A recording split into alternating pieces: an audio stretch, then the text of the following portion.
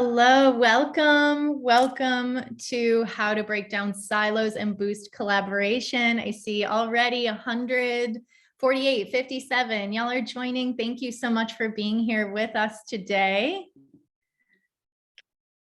My name is Natalie. I am going to be the moderator for today's panel. You can see some of our friendly panelist faces on the screen right now. We are going to get to know them a little bit more in a little bit. While we're waiting for everyone to join, I think we have a lot of people registered for today. So I want to give, and people from all over the globe, which is amazing. I want to make sure we give everyone time to get settled in. While we are waiting, I would love if y'all could drop in the chat.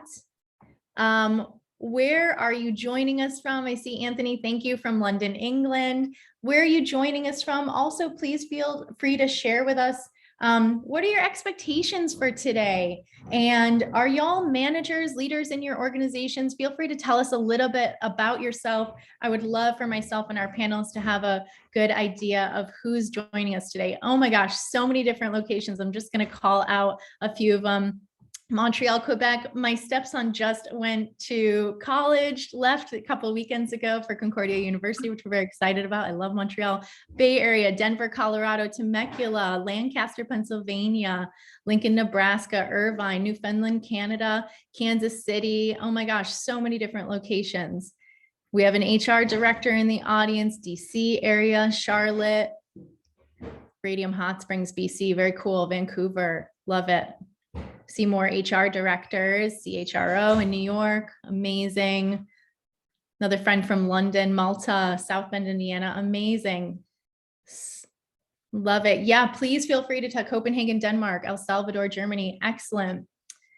I love that this is a global audience today because we have so much great and rich content to share with you about how to make the most of collaboration and connecting across the globe with your employees. Thank you for joining us. Okay. Paula, should we give it a couple more minutes to let people join? Sure. Perhaps we can start introducing the topic. Yes, absolutely. All right. Well, while people are still joining us, I am so excited for y'all to be here. My name is Natalie. Again, I am going to be your moderator for today.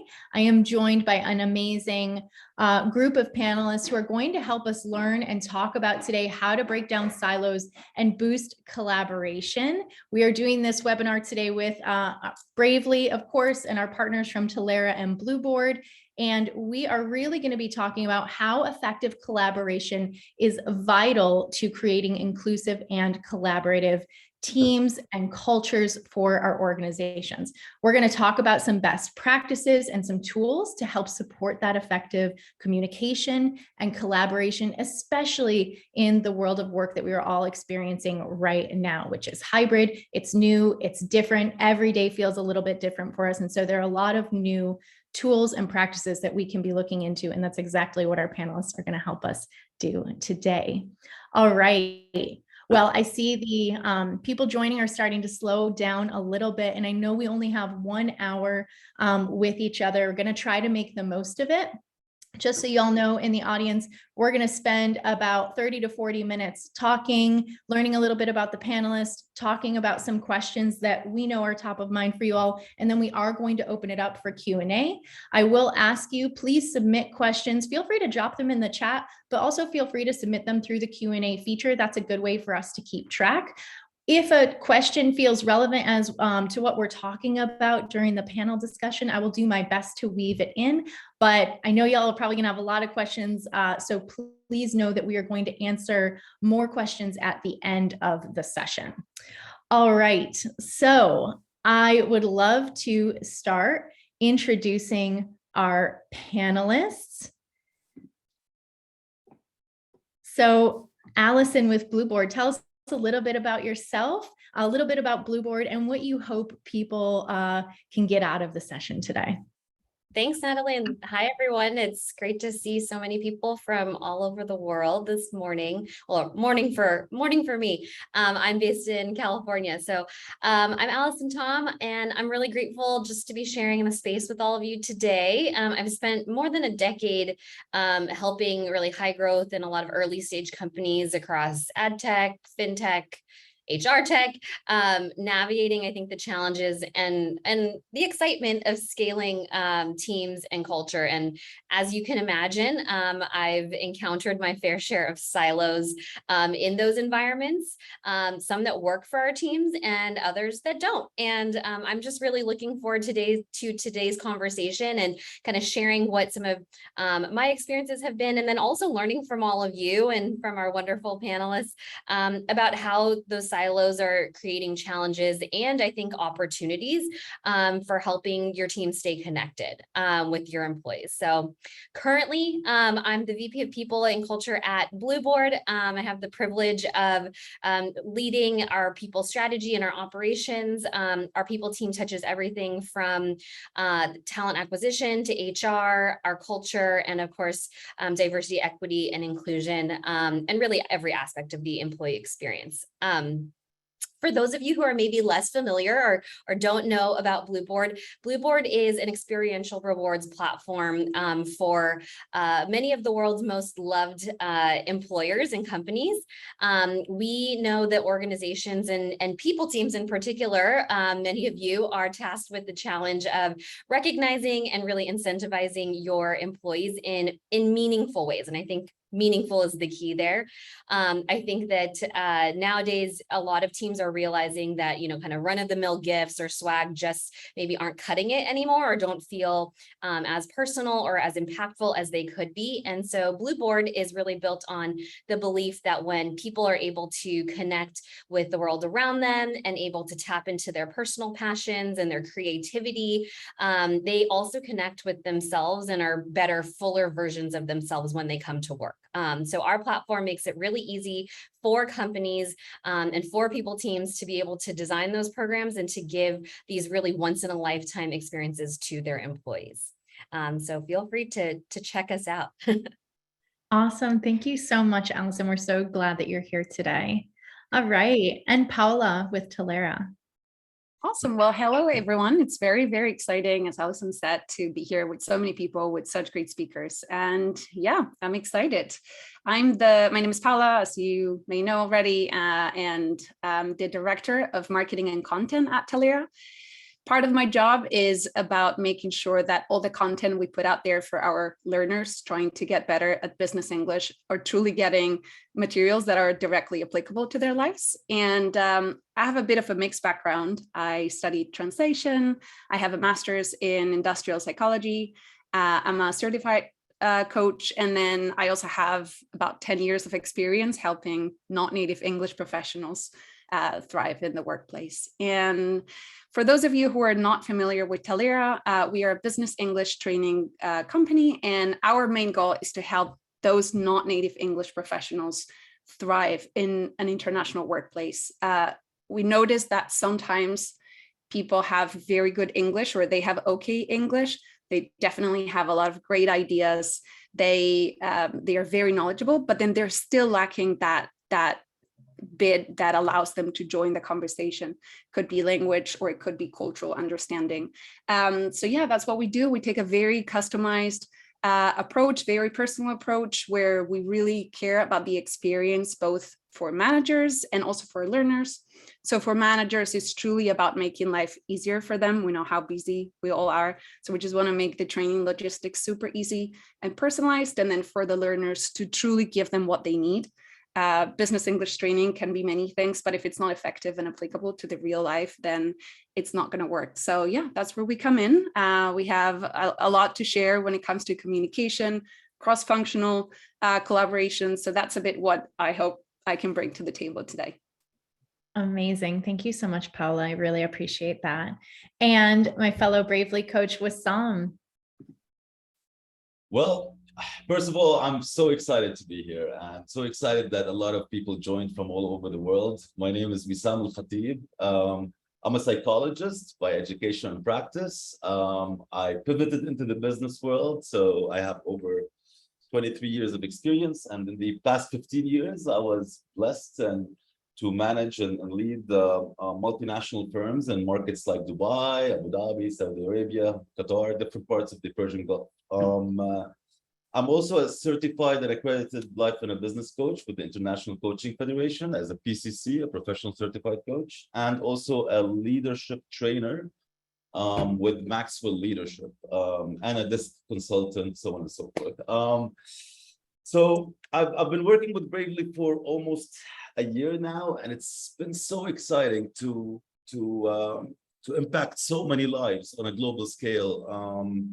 I learned a lot from them as we walk the talk, and I've seen a lot of people really grow into their own through Bravely. Bravely is a coaching platform that brings that connects people to certified coaches globally, where we meet them where they are in the moment, on demand. It's an on-demand platform, and where people join and connect with their coaches to bounce ideas to become the best version of who they are. It's been a beautiful journey with Bravely so far.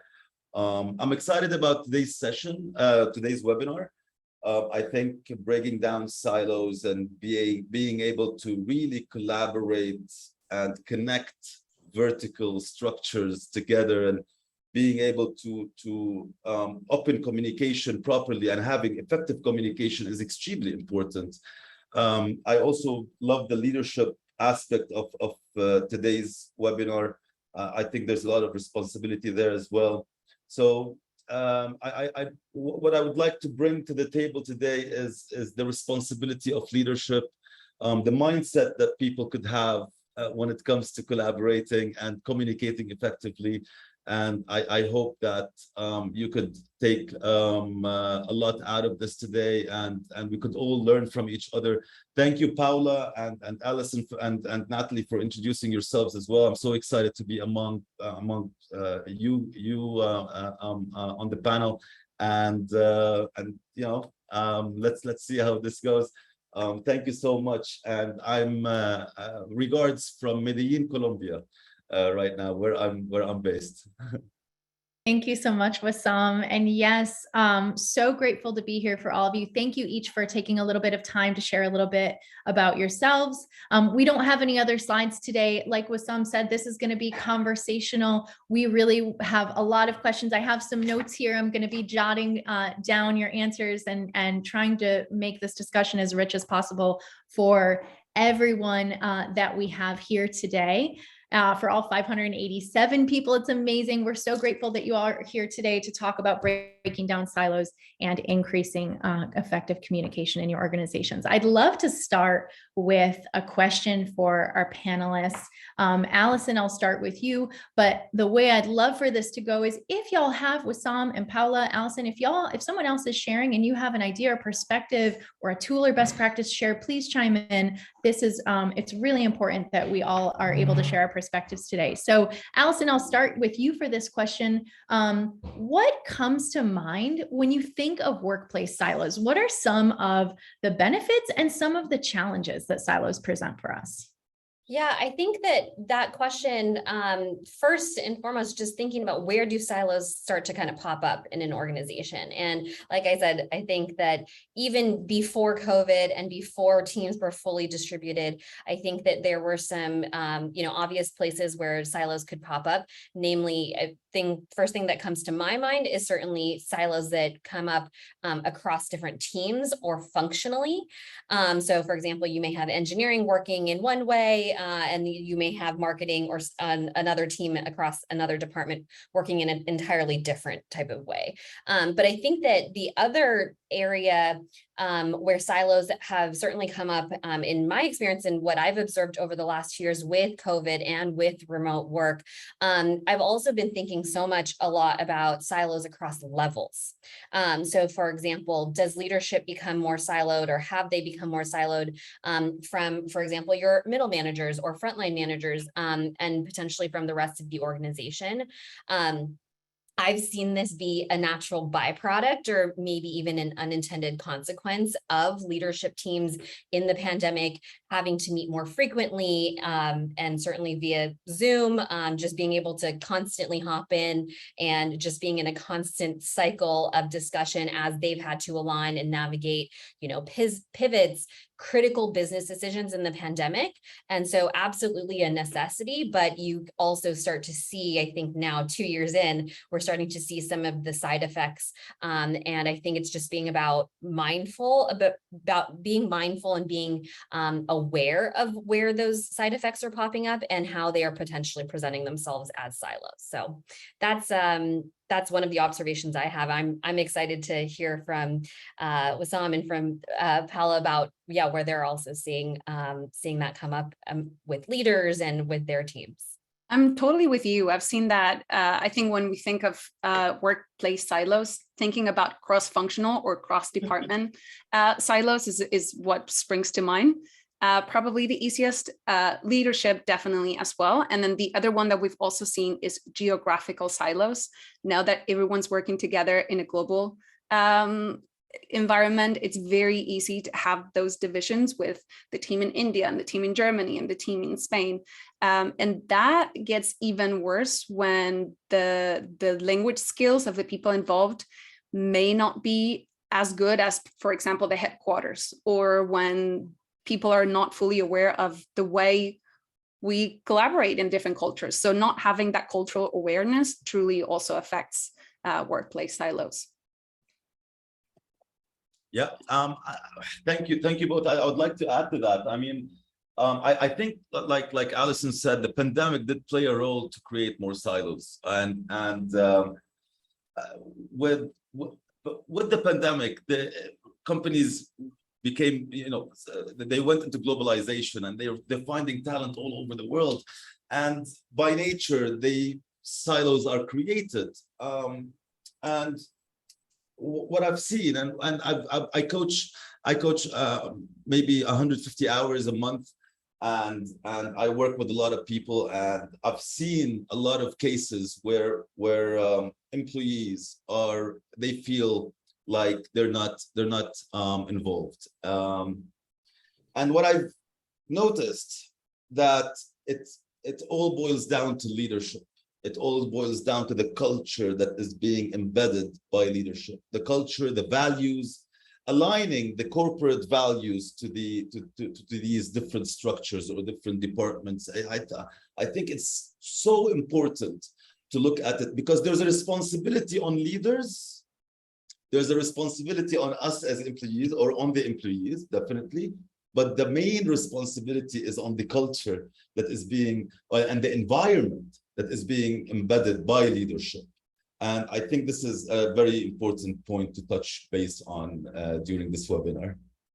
I think that's such a great point, and also a beautiful segue into one of the key questions that is top of mind for me. And I know, just based on what everyone shared in the chat, we have a lot of leaders, we have a lot of HR professionals in our audience today. And so the term psychological safety, I know, won't be a new one to any of y'all, but part of what we're talking about is as a global society, we have been through massive change over the past several years, and change requires a process of learning and relearning and adapting and implementing new best practices and changing behavior to support each other. So when we talk about that culture, the responsibility of leadership, some of the tools that we can be implementing, tell me, how does psychological safety factor into the work of de-siloing an organization?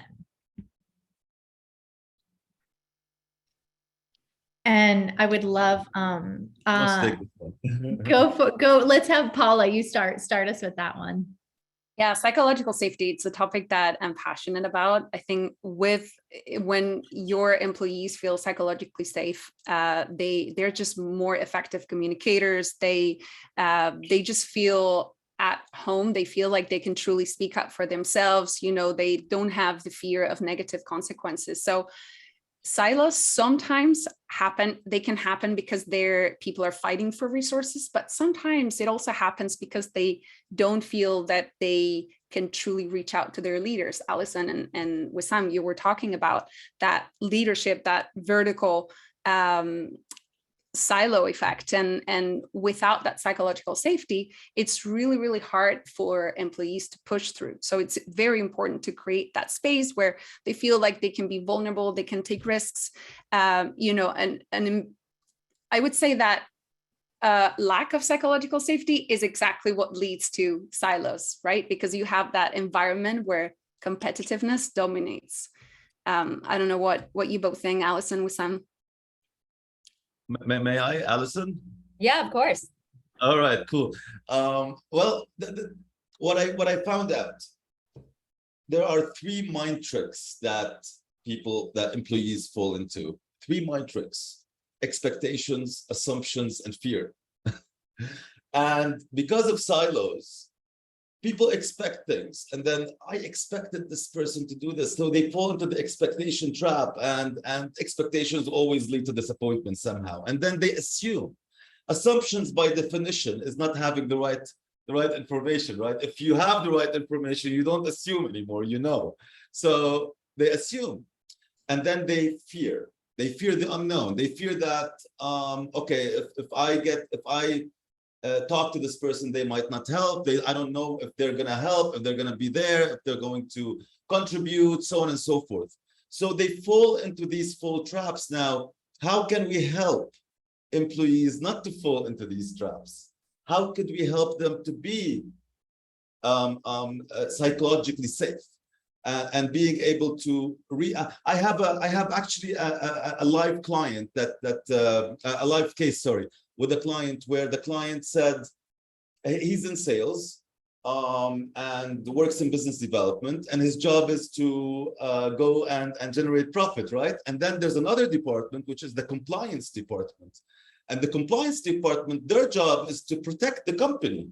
Now, they live in two different planets. So the salesperson is trying to close the job. The compliance manager, instead of being in the business of protecting the company, he became into the business of rejecting clients. So he's like, I found a mistake. Yes, let's reject this client. But we are in the business of making money. So they are totally in two different mindsets. So what happened during those calls with this client of mine? Let's go and create a mutual agreement. Let's sit together. Let's communicate. Let's connect. Let's understand that we have the same mindset, that we are both in the business of making money, because it's a company. It's not a non-profit organization, right? So they are in the business of making money. The compliance department is not in the business of rejecting clients. He's in the business of protecting the company. There's a fine line and a big difference between both. Because if you're going to reject, then you're going to give an alternative. So if they are both on the same, having the same mindset, then they can work together. They were always fighting because there was no communication.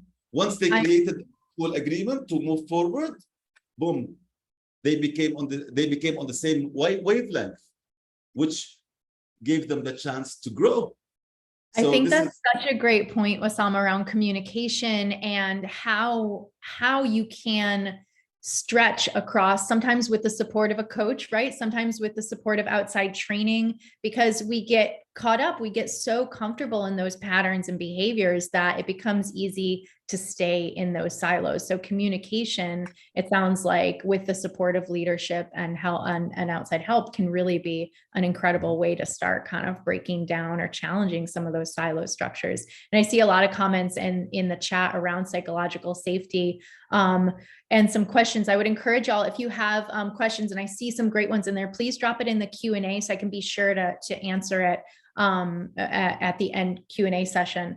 Let's talk a little bit about those other communication practices and training when it comes to best practices. Allison, I'd love to hear from you about what you've observed works, or what some of best practices you might have for the audience. Yeah, I think just kind of piggybacking off of what we were just talking about, I think communication and mindset are really important. I know I saw a question, I think it was from David, just about how do managers build psychological safety. And I think that a lot of it is built in the way that you're communicating with your team or the behaviors that you're modeling for your team. And so the thing that comes to my mind is, how are you using the way that you communicate with your own team to model the behaviors that are going to build or kind of break down silos within your teams and the way that they work with other teams. So are you, coming from a place of curiosity? Are you adopting a growth mindset? Are you approaching conversations with a lot of questions and just openness to kind of learning and potentially empathizing with other members of the team or other departments? I think is can be really helpful, not just in to Wasam's point, trying to understand where maybe someone in a different team or in a different silo is coming from and what their objectives are. How can you kind of come and find common ground and then work together to build a plan around that? But I also think about how does that curiosity and modeling those behaviors, it also really empowers your employees to ask questions and to surface issues when they see that the silos aren't working or when communication is breaking down across teams. And I think you really need to have everyone on the team feel empowered, feel a responsibility to making sure that they are collaborating effectively and that they're sharing information so that it doesn't become a rampant issue across the organization or within your team to the point where, where it becomes destructive, which I know is a concern for a lot of folks on the call today. I love that. I think everything you said about creating that open communication environment, fostering idea sharing, the inquiry, having people who are curious, and I think it was Humble Inquiry is a great book that said, that questions are the secret to productive work relationships, but they have to be genuine and you have to really learn how to ask the right questions. So they're learning yourself as a manager how to ask the right questions is truly a skill, and then helping your teams ask better questions within your team and also with other teams, not only to truly understand what's going on elsewhere, what's going on in other silos, but also to make sure that people are understanding what you're doing. It's a way for you to also showcase that your team, your department, your geographical team is truly pushing towards the same mission. So yeah, that's one of the ways that we actually, I'll drop the link in the chat. We have a podcast that was one of the episodes that we recently did on how to really ask good questions, follow-up questions, and someone just also shared the Humble Inquiry book that I mentioned. So yeah, asking questions is a big one. Amazing. I love that. I think that is such an important point. And everything that y'all have talked about, there are necessary ingredients for people to feel comfortable doing that, to feel like leaders can step into that role and be supportive. And then, of course, there are those tools and practices that we can continue to implement to support teams and organizations. I want to share a statistic that we came across in developing this webinar, because it's a good lead up to the next question as we talk about leadership and for all of our leaders that we have in the webinar today. So when we talk about silos and the aggravation of silos in the absence of some of the things y'all are talking about doing, there's a cost to it, right? We feel it as individuals and as leaders on teams. We can feel that silos are being aggravated, but there's an actual cost to it as well. And there was, I'm gonna want to make sure I don't mess this up. So I'm going to take a look at my notes here. There was an article called 7 Statistics that show what communication silos are costing companies. And it said that the average team wastes more than 20 hours per month due to poor collaboration and communication, which equals 6 work weeks per year that teams are not being productive. If I'm a leader in this webinar today, and I hear something like that, and maybe I had a thought that this was happening on my teams or in my organizations, I'm here today, hopefully, to figure out, okay, what can I do about that? So the question I have for you all is, what is the role of leadership? What responsibility, to borrow your word, Wissam, do leaders have in breaking down silos? And what are some of those more kind of red flag signs that leaders should really be paying attention for? Wissam, go ahead. You can start. I love this question. See, through COVID is a bad thing, but thank you, COVID, for the new norms. Thank you. Through globalization and through remote work, companies have been saving tons of cash on offices, utilities, and they are reaching talent all over the world, which is amazing, which gives them, and that's what I've been saying. I've been saying that they're investing in mental health. They're investing in training, in coaching, that would help employees be able to follow best practices, understand what effective communication is, not only employees, but leaders as well. I've seen 99% of the people that come and work with me as a coach, they come with an issue with someone, and then what we realize it's an issue, and Natalie, you might agree to that, it's an issue between them and themselves. Because they're afraid, they don't want to talk about it, they don't want to say something, they're falling into traps, they're falling into those mind tricks, and it's not about others, it's about them. So employees do need this third party, that would the safe space for them to share what's going on and understand that there are ways to be able to do things. Now, from a leadership perspective, other than embedding the right culture of collaboration, there's a lot of ways to be able to promote collaboration across different vertical departments. First of all, I've heard from one of my clients, they do every 6 months a gathering where they bring all these people from across the globe to meet each other, connect, do team building activities, do trainings together as teams where they get to know each other. It's much easier for you to connect with someone across a department if you know them. If you know them by name, hey, Tom, I need this. Oh, yeah, sure, let's do it. I'll help you out.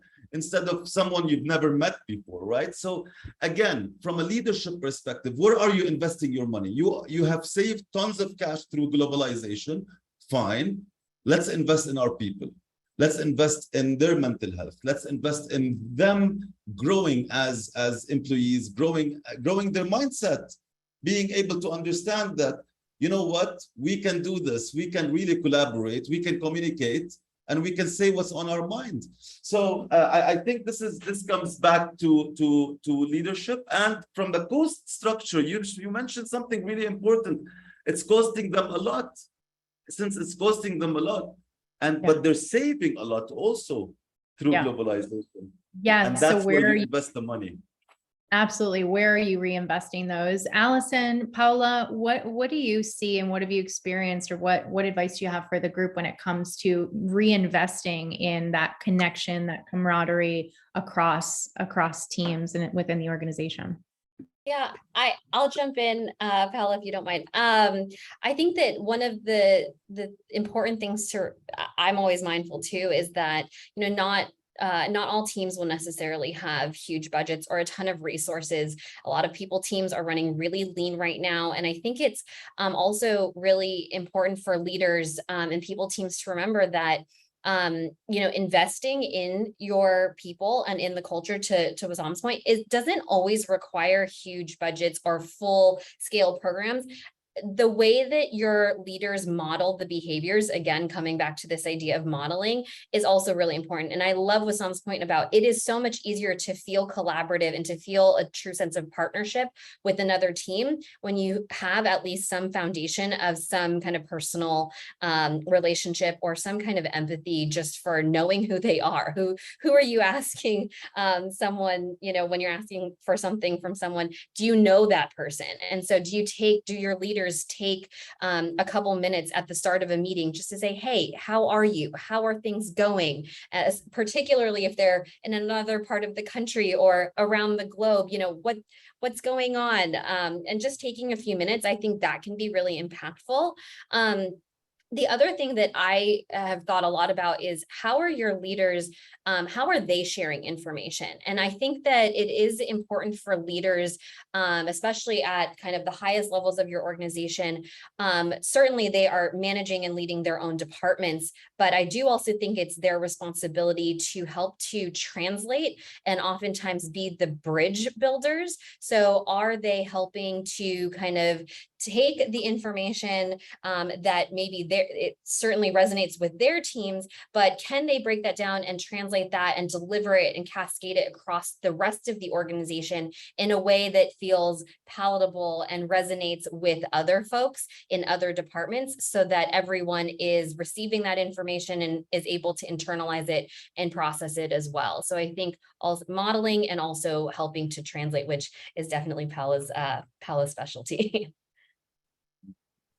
Yeah, I think everything you said makes so much sense, and modeling from a leader's perspective is key in going back to the beginning, psychological safety and being able to break down silos. And if there are silos, then how can you be the glue that connects the dots together? Because that's how creativity, that's how innovation happens. That's how you get to adapt to the new normal. So being that glue that is able to spot all those just the breakthroughs that your company has and bringing them together is really going to help. And then also exactly what you were saying, make sure that the information is shared in a way that is palatable to everyone. I love that, Alison, that you said, but also how you receive things. So if we want to create an environment where it's okay, you want to say, okay, in my culture, it's okay to give negative feedback. But how do you take negative feedback? How do you do that in a way that is also culturally appropriate? Are you sensitive to the different, just the way we all communicate, right? So just being aware of it also goes a long way. I love this. I think this is such a rich discussion. And I hope leaders in the audience that this is helpful to you, because I feel like this responsibility to be that dot connector, the glue, as you all said, and to figure out sometimes creative ways to invest and recognize and develop your employees, your team members, is so critical to what we're talking about today and breaking down silos. But we're also not here to say that you have to get rid of silos altogether. We understand that sometimes silos exist for very good reasons, and that they're necessary in these organizations. And so what I love about what each of you just shared are ways that you can identify where silos are maybe not serving us the way we intended them to, but also figure out ways where we, especially those of us in leadership or HR positions, can really step into that role of connector, glue, and manage some of those, some of the gap closing that we are trying to do, or connection building rather. I'd like to go back to you, Paula, for a second to talk about, we are part of what you brought up in your introduction, and part of that responsibility of being the glue is, of course, doing that in a hybrid and global work world now. And so what are some of those, I'm curious to know first, can cultural and language differences actually aggravate silos? And if so, what happens? What should we be thinking about doing to help overcome those challenges? Yeah, so I think cultural differences can definitely aggravate silos, just because of how we communicate. And of course, we're individuals, so you can meet a person from a specific country that doesn't match what you had in mind that would be. So it can definitely aggravate for different reasons. One, because of how we communicate, we tend to communicate differently, but also because of the assumptions that we have of other people. Sometimes the stereotypes that we have within, and Wissam, you were saying that sometimes, or oftentimes, it starts with within. So breaking down, coming into the situation where you are not assuming what the other person is going to think or do, or just how they're going to react. So being culturally intelligent and increasing your CQ, or cultural intelligence, really helps. And it's not something that you need a lot of budget for. You can do that from home. You just need internet connection, perhaps a trainer or a coach that can help you increase it, and it makes a big difference. Really appreciate that. Wissam, Alison, anything you would add to that? Alison, you go. No, go ahead. Well, I think EQ is very important. It's the most important leadership skill out there, is to be empathetic, is to get to know one another, and I believe that a lot of people within this new norm right now do need um, some sort of assistance to be more self-aware, that really there are best practices out there, that's true, but there's also a lot of ways to be able to communicate with different cultures. A lot of people that I work with find it very difficult to build trust and rapport virtually, and I think it's a choice. I think it's a choice. Look at this right now. I'm talking to you. I can see your big smile, Natalie. I can see your big smile, Paola. I'm connecting with all of you. Unfortunately, I don't see the audience, but it's a choice. I'm connecting with all of you, and it's communication is an art. There's the elements of communication. 7% is choice of words. 38% is tone of voice. 55% is body language. You speak without speaking sometimes. If now you're talking to me and I go, I just said I'm not interested. So by us being self-aware of what all of this means, we can communicate with all cultures, we can communicate with everyone. And by understanding and being empathetic through emotional intelligence and understanding who I'm speaking to, then you could tailor your social skills towards that person. Yeah. But this requires self-awareness. I think that's such a great point. And it is also, I think these points about how are we modeling connection? How are we modeling communication? What are the extra steps we are taking to really show and do in our organizations to close that connection gap? And I also want to point out, Hannah, thank you for sharing it. Earlier this year, Blue Board released an original research report about the connection gap and how to fix it. So much, such great content in there about what we're talking about, that effort that we can be putting in, no matter the level that we're in our organization, whether we're an individual contributor or the CEO. What can we be doing and modeling to close those gaps, especially in the hybrid work world that we are all experiencing? So I'd love to close on this question before we open up our audience Q&A, and we have so many good questions in there. So quickly, if you can, in this hybrid work environment that we are all navigating, what are some of your favorite tools and strategies for reducing the impact of silos or increasing effective communication and collaboration? I'll jump in, Natalie, just because you referenced the original research that Blue Board did earlier this year. Just for those who maybe haven't seen the research, we surveyed I think over 400 HR professionals and more than 500 employees, just to understand how the current work environment, this shift to hybrid work, has affected the state of connection at work. And we really, what emerged from that was a definition of connection on kind of 4 different dimensions. So connection to the company's mission, the values, the leadership vision. The second being connection to your coworkers and really those relationships that people are building. And then also connection to their own work, which I think is really important. You know, how are they contributing to the company's goals and to, and then lastly, to their own personal aspirations. And we've talked a lot about, I think, the silos that exist, you know, within teams, but I think what the connection research kind of highlights and how it ties into today's conversation is, are silos contributing or supporting the connection or eroding potentially the connection to some of those higher level things like the mission, like the values. And I think that it's important for us to be cognizant that, again, silos in some ways, I think for a lot of teams have actually allowed people to feel more connected to their individual work and to their individual goals. It allows them to be really laser focused and kind of heads down in their work. But on the flip side of that, are they also staying connected to the values and the mission and that kind of connective tissue that is really important to keeping organizations cohesive and really truly one team? And I think that my thought on that is that both can be true. silos can be effective, and silos can also have some consequences. And I think as long as people, teams, or leaders are being, again, mindful, intentional about that, it gives you the opportunity to leverage those silos where they make sense, or to potentially de-risk them. And I think one of the tools that certainly top of mind for us is leveraging things like recognition programs to be the connective tissue between silos.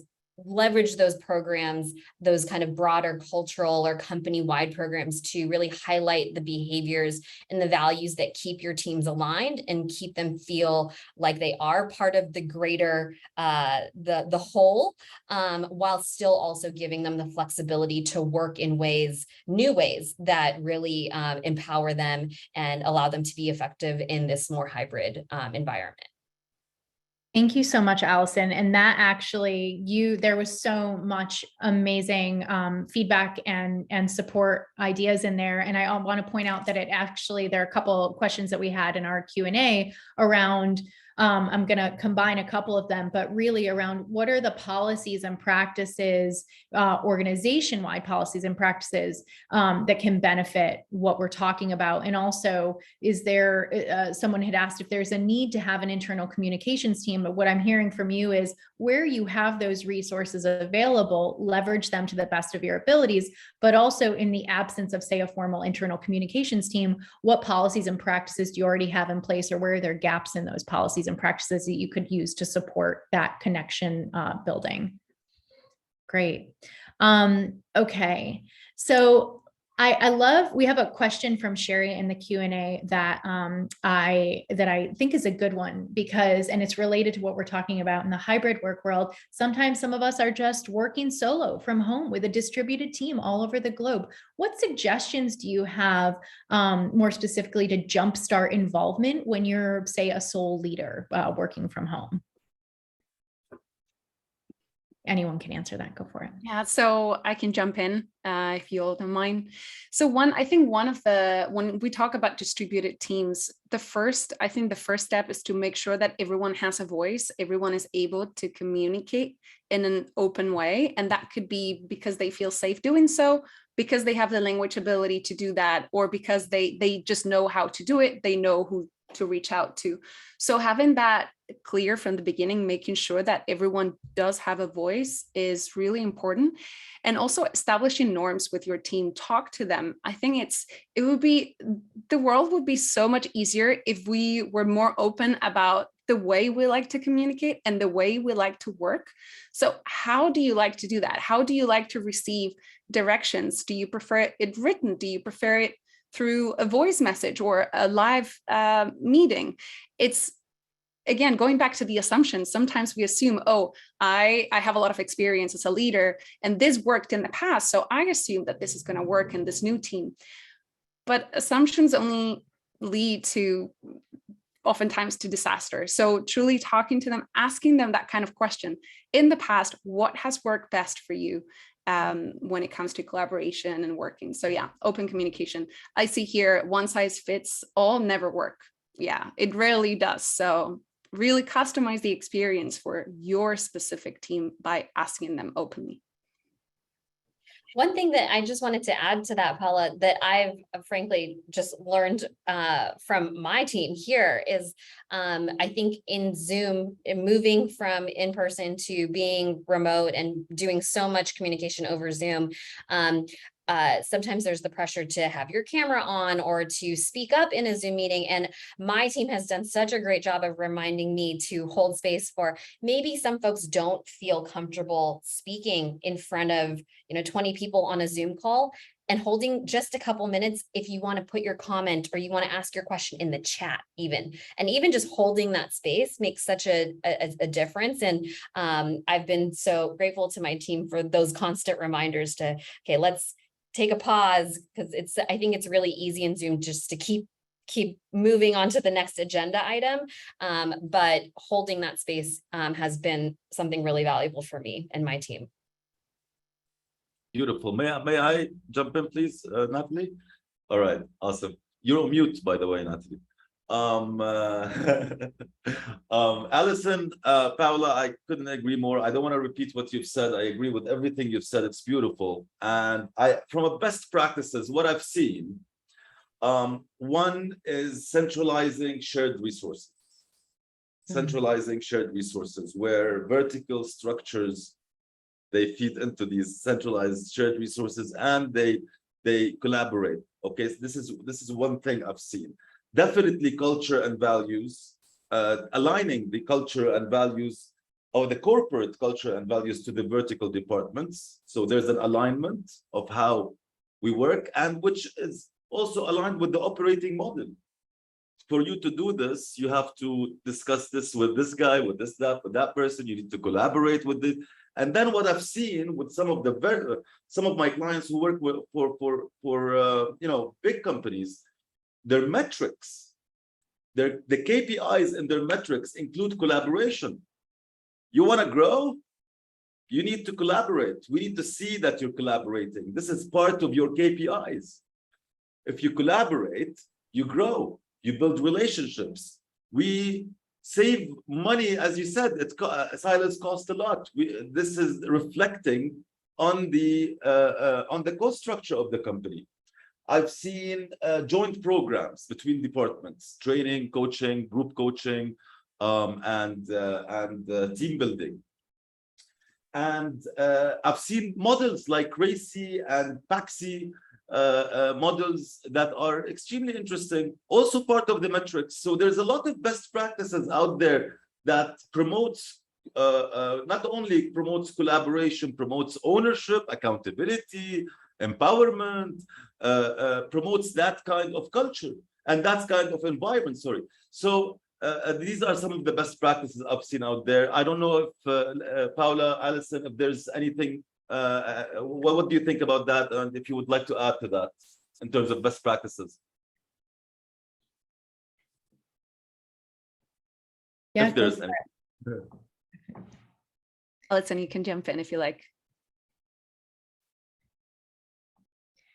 I think I'll just jump in quickly because I think Wissam, part of what is so key and related to some questions that we're getting in the Q&A is really this ability for leaders and those responsible for kind of cultivating that connection, closing that gap, if you will, is to be able to zoom out and really look at the silos, whether they're benefits to them or challenges in their maybe experience in the organization in a more holistic way, right? What are the effects? What's working well? What's not? What do we really need to kind of double down on fixing in our organization? I have a great question in the Q&A that I'd love to pose to y'all, which is one second.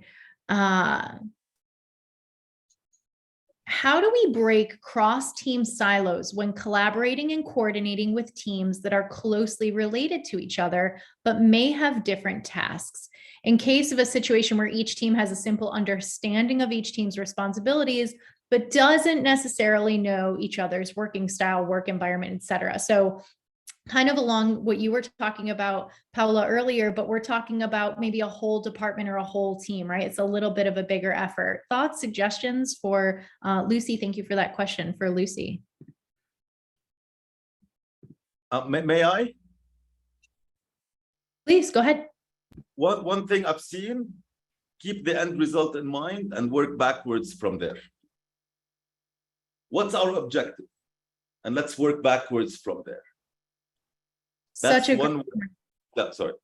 Such a great point. No, I was going to just add on to that. And do you know the other department's objective? When we talk about goals as an organization, y'all had mentioned mission, vision, values, but there are also objectives that we have an opportunity to connect over and learn about within and across teams as well. Great point, Wissam.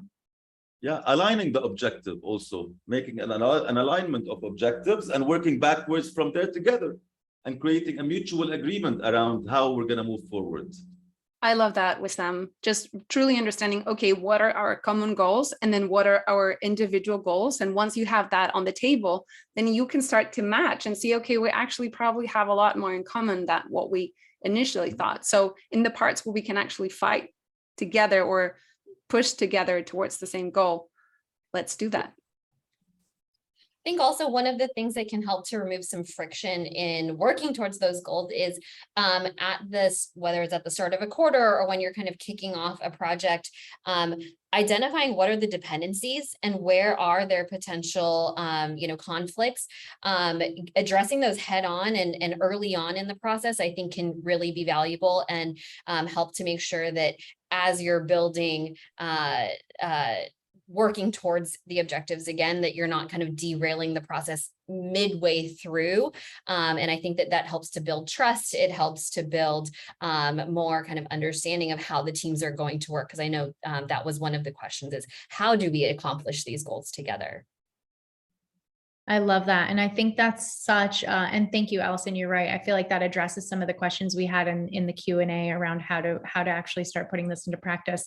I'd love to end there with the questions. I know there are some others, but I also want to make sure that we have a few minutes. First and foremost, for me to thank each of you, Paula, Allison, and Wissam, for your time today, for your generous insights and the dialogue together. This has been really fun for me. I have loved learning from you. I hope for those of you in the audience that you have are really leaving today with some takeaways.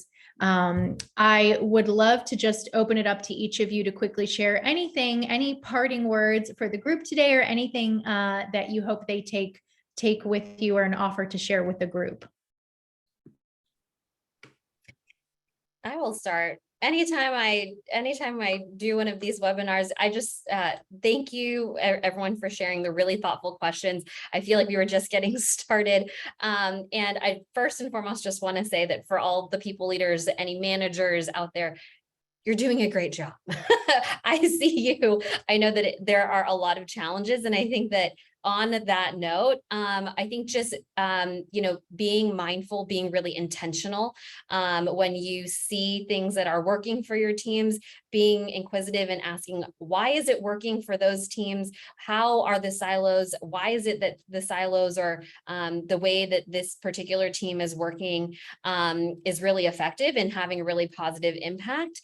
And just being curious about that. And also, not being afraid to speak up when you see that maybe something is not working, particularly when it is going to have an impact on your broader culture and the company as a whole. So just continue being intentional. I think the fact that most of you are here today means that you are already being thoughtful about how you're leading your organizations through this unprecedented times. So I commend all of you for that. I do want to just thank you so much, Allison. I want to point to the screen. We do have a SHRM code for attendees today. Please use that. That is an offer that we have, a gift we have for y'all leaving today. And then the HRCI code. You will also get a recording of today's session. We will share this SHRM code with you. The HRCI code we will share with you with more details on accessing those. Please check out the report from Blueboard. Please learn more about Talaera and the amazing training offerings that they have to support so much of what we talked about today. And if you'd like to, you can book a session with one of us Bravely coaches as well, if that sounds helpful. Thank you everyone for your time today. We're so grateful to see so many of you from around the globe joining us today to learn how to break down silos and increase communication in your organizations. Thank you all so much. Have a wonderful day. Thank you. This was wonderful. Natalie, thank you, everyone. Thanks, Thank you y'all. so much. All right. How was it? I think we still have I think that was great. We still have a few more people in the chat heading out. Thank you, everyone. I love the interaction in the chat. It was so much fun and people had great ideas as well.